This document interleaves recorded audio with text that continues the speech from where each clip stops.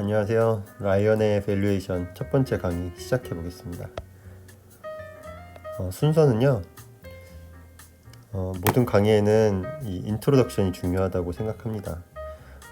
이 가치평가가 왜 필요하고 그리고 어떤 종류들이 있는지 그리고 본질적으로 가치라는 것은 무엇인지에 대해서 이해를 하셔야 뒤에서 어떤 공식들이 나오더라도 충분히 소화하실 수 있을 거라고 생각을 합니다.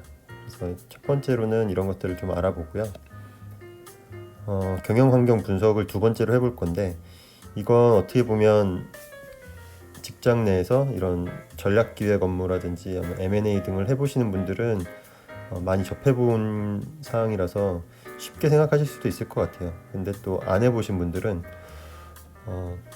이런 것들이 꼭 필요하냐 생각하실 수도 있는데 반드시 필요합니다. 그래서 전체 가치평가에서 어떻게 보면 추정을 하는 거잖아요. 그리고 추정하고 평가하는 건데 그 추정의 거의 대부분을 차지하는 게 이 거시경제 그리고 산업분석이기 때문에 잘 알아야 된다고 생각이 들고 이런 내부의 상황까지 수학 분석을 통해서 좀 알아보고 그래서 경쟁 우위 전략이 어떻게 되고 하는 것들을 좀 알아볼 거고요.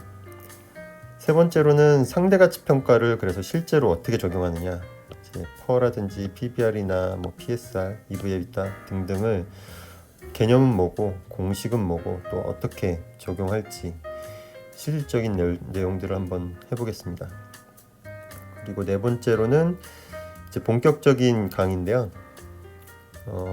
많은 분들이 어려워하시는 이 DCF에 대해서 도입을 하는 부분인데 그 기초적인 단어들의 개념 그리고 어떤 공식으로 이게 되어 있는지 좀 살펴보고요. 그러면서 운전자본, 연구가치 그리고 왁이라는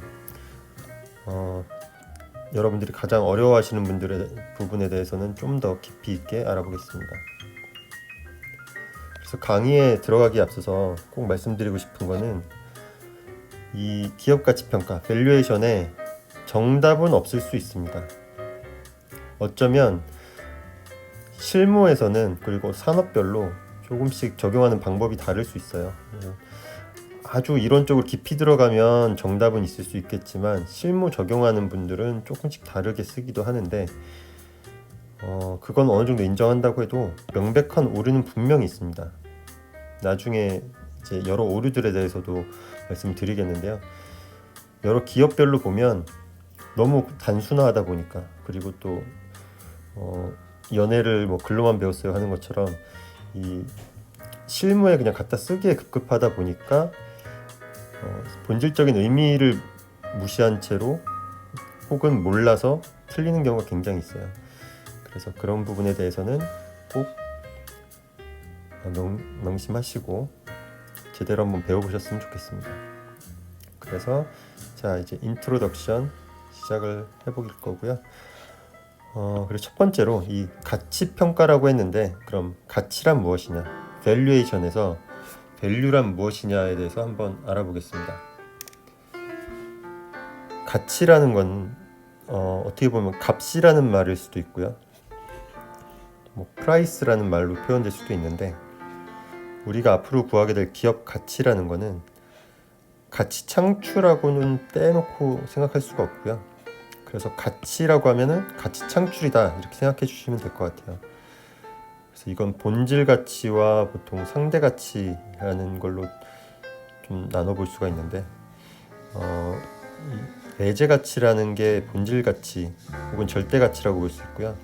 그리고 교환 가치라는 게 상대 가치라고 볼 수 있습니다. 가치에는 이런 두 가지 속성이 있고 이 두 가지를 통해서 어떤 사물이나 사건, 사람에 대해서도 그 가치를 평가할 때 그 본질적인 부분과 혹은 다른 물건, 사람, 어떤 이벤트와의 그런 비교를 통해서 알 수가 있겠죠. 그래서 우리가 앞으로 하게 될 기업 가치 평가도 이 두 가지 관점에서 보게 됩니다. 근데 하나 헷갈리시면 안 될 게 흔히 우리가 영업이익이나 당기순이익이라는 거를 통해서 가치를 평가할 수 있다고 생각하시는 분들이 많아요. 혹은 좀 아시는 분들은 왜 영업이익으로 평가하면 될 것을 캐시로 평가하냐, 현금으로 평가하냐 이렇게 얘기들을 많이 하시는데 앞서 말씀드린 것처럼 이익으로 평가하게 되면 명백한 오류들이 많이 발생하게 됩니다. 가치라는 것은 지속 가능해야 되고 우리에게 뭔가 남는 게 있어야 되는 거잖아요. 손에 있는 게 가치일 텐데 영업이익이나 당기순이익 등으로만 표현을 하게 되다 보면 이익은 나는 것 같은데 통장은 비고, 그래서 결국에는 신문에 간혹 나오게 되는 흑자 부도가 되는 회사가 될 수도 있습니다. 그래서 가치는 높다고 했는데 부도가 난다면 가치가 없는 회사겠죠. 그래서 이익으로는 한계가 명백하다. 그래서 우리가 흔히 하는 말 중에 기업에서 앞으로 남고 뒤로 까진다는 얘기를 하는데, 그게 바로 이전 이익만으로 봤을 때 그런 잘못된 의사결정이 되기도 하는 것 같습니다. 그래서 우리는 이제 캐시로 계속 보게 될 거고요. 실제 내 주머니에 돈이 얼만큼 들어왔냐 라고 생각하시면 될 것 같아요. 영업이익보다는 캐시플로우라는 현금 흐름이라는 걸 가지고 우리는 가치를 평가하게 될 겁니다. 그래서 가치평가란 무엇이냐? 앞서 말씀드린 그 가치를 다시 한번 말씀드리자면, 기업 가치 창출이란 투자를 하고 보통 이제 현금을 투자를 하겠죠. 그래서 미래에 더 많은 현금을 만들어내는 것인데요.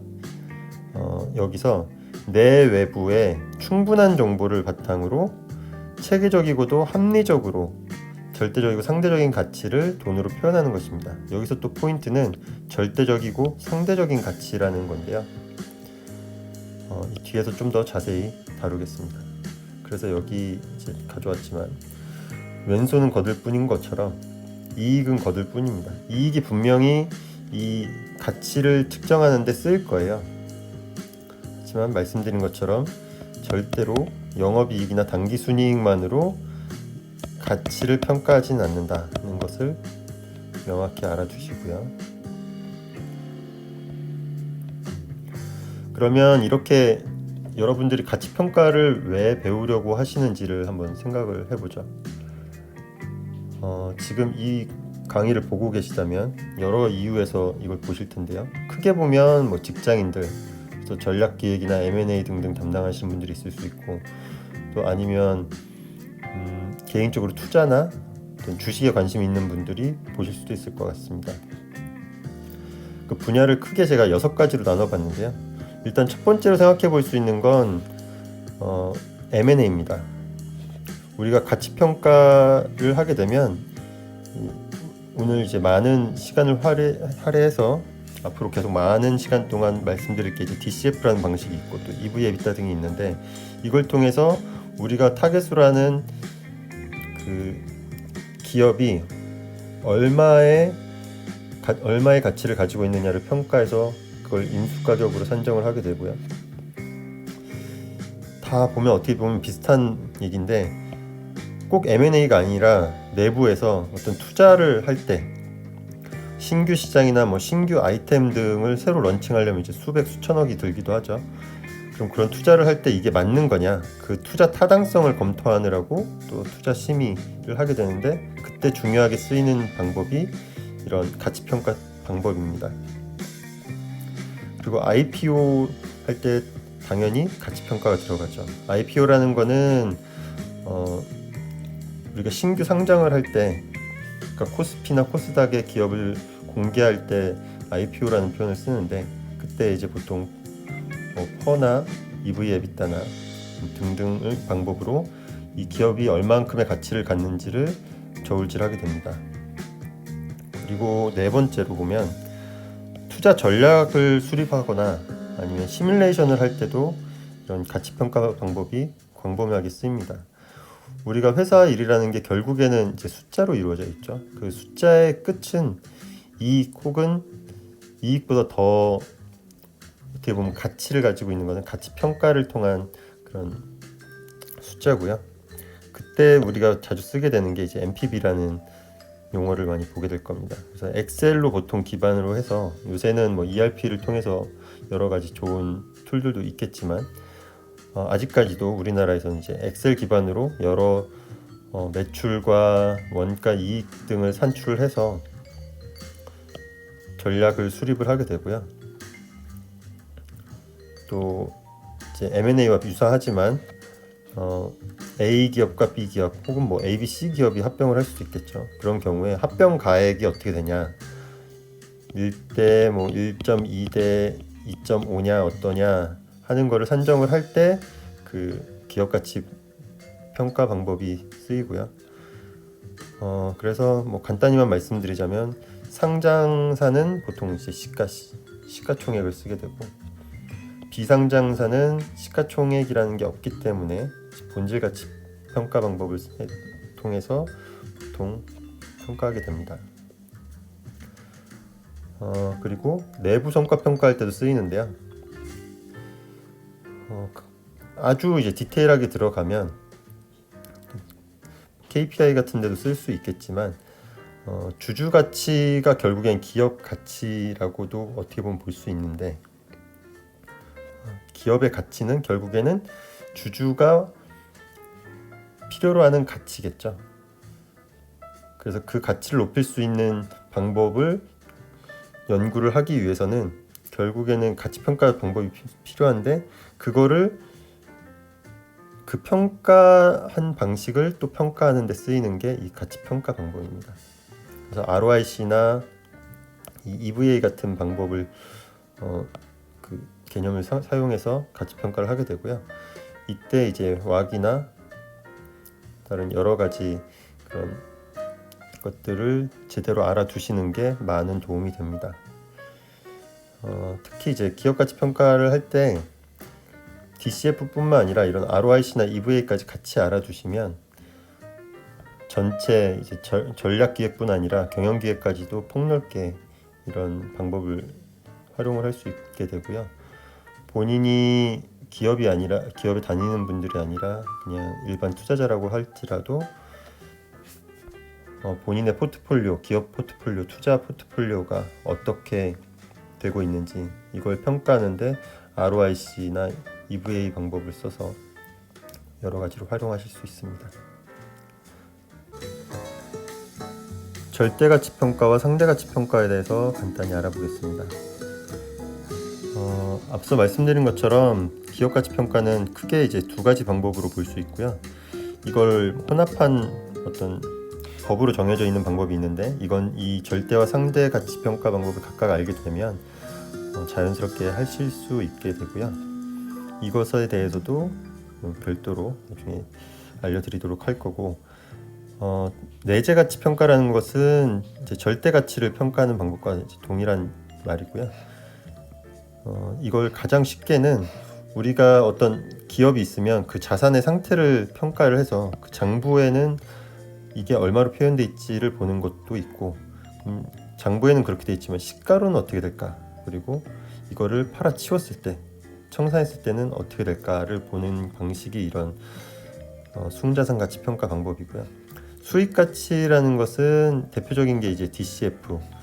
그래서 매년 올해는 100억 벌고 내년에는 120억 벌고 그 다음엔 140억 벌고 이렇게 쭉 간다고 했을 때 이런 기업을 얼마로 볼 것이냐, 이렇게 본질적인 그 내재된 가치를 평가하는 것이 DCF 방법이고요.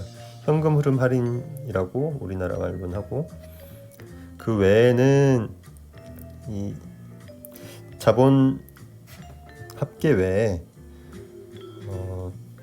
추가로 얼만큼의 이익을 창출해내느냐를 평가하는 것이 이제 RIM 방식이고요. DDM 같은 경우에는 우리가 매년 배당금을 받을 때 이것을 또 할인을 해줘서 그 합계를 내면은 얼마의 가치가 되는 걸까 라고, 이제 배당을 주기적으로 계속 줄 수 있는 기업에 대해서 평가할 때는 이 배당 할인 모델을 쓸 수 있는데요. 우리나라에서 주로 쓰는 방식은 기본적으로 이제 DCF 기반으로 하는 것을 알고 계시면 나머지 두 방법은 굉장히 간단하게 이제 배우실 수 있고요. 그래서 저희는 DCF를 주로 하게 된다.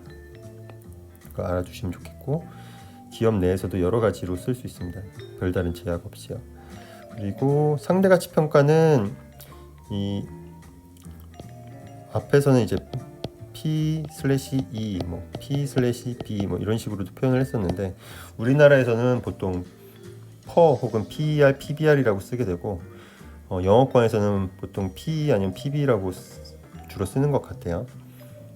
이 방식은 당기순이익이나 아니면 그 북밸류 그리고 아니면 매출액, 세일즈 등으로 이 기업의 시가총액이 몇 배수가 되느냐를 평가하는 방식이고요. 예를 들어서 자 보시면 어떤 A 기업이라는 곳이 당기순이익이 100억인데 시가총액은 1000억이다. 그러면 이걸 퍼는 10이라고 표현을 하게 됩니다. 보통 멀티플 10이라고도 하고요. 그러면 내가 평가하려는 기업이 B라고 보면 여기는 당기순이익이 50억이다. 그러면 시가총액을 한 500억 정도로 보면 되겠네? 라고 보는 그런 상대적인 가치를 보는 것이 상대가치평가입니다. PBR 같은 경우도 마찬가지고 PSR도 마찬가지고 그럼 이 다른 회사들은 매출액 대비 얼마를 하지? 혹은 이 북밸류 대비 얼마를 보지? 이런 자본총계 대비요. 그러면 이 기업의 총체적인 가치를 보고 싶을 때는 그래서 내재 가치와 상대 가치를 같이 보기도 하고요. 그런 여러 가지 그 실무에 적용하는 방법에 대해서는 이 강의 말미에 다시 한번 알려드리도록 하겠습니다.